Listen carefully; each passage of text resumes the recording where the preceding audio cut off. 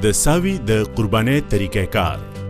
د قربانۍ جمع شوي پیسو باندې غوره څاروي اغستی شي. عین د اسلامي اصولو مطابق په صفا ماحول کې څاروي حلالولی شي.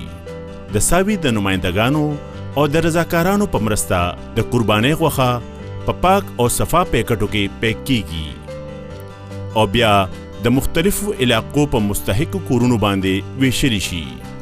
د غوښې د ویشلو ټول عمل د کیمرې په سترګه ریکارډ کیږي او بیا هم په AVT چینلز باندې نشر کیږي.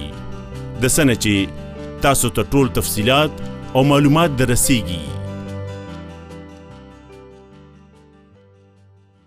Title AVT Savi, account number 074122300685, Swift code UNIL PKKA741, IBAN PK88UNIL 0109000223006085.